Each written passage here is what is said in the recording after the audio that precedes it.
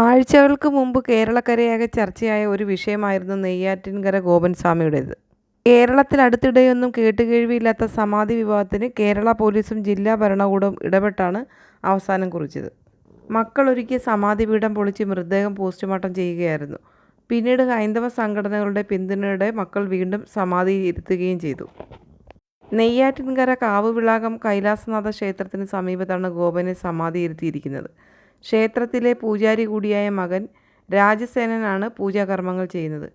തൻ്റെ അച്ഛൻ ഗോപൻ സ്വാമി അല്ലെന്നും ദൈവമാണെന്നും മകൻ രാജസേനൻ ഇപ്പോൾ പറയുന്നു.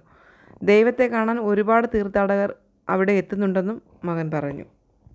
തൻ്റെ അച്ഛൻ ആരാണെന്ന് ലോകം അറിയണം, സമാധി ഇരുത്തണമെന്ന് അച്ഛൻ പറഞ്ഞു. അങ്ങനെ ചെയ്തതുകൊണ്ട് മാത്രമാണ് അച്ഛനെ ലോകം അറിഞ്ഞത്. ഒരുപാട് തീർത്ഥാടകർ ഇവിടെ എത്തുന്നുണ്ട്, ദൂരസ്ഥലങ്ങളിൽ നിന്നും എത്തുന്നുണ്ട്. ഭഗവാൻ എന്താണോ നിശ്ചയിക്കുന്നത് തീർച്ചയായും അത് നടക്കുന്നതായിരിക്കും. ഈശ്വരൻ നിശ്ചയിക്കുന്നതിനപ്പുറത്തേക്ക് ഈ ലോകത്ത് ഒന്നുമില്ല. എല്ലാ ജാതിമത വിഭാഗങ്ങളും ഈശ്വരനെ തൊഴാൻ ഇവിടെ എത്തുന്നതായിരിക്കും, നെയ്യാറ്റിൻകര ഗോപൻ്റെ മകൻ രാജസേനൻ പറഞ്ഞു.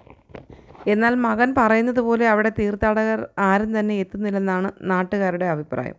സ്വകാര്യ ചാനലിൻ്റെ പ്രതിനിധി മണിക്കൂറുകളോളം അവിടെ ചെലവഴിച്ചിട്ടും ഒരാൾ പോലും അവിടെ തൊഴാൻ എത്തിയിട്ടില്ല.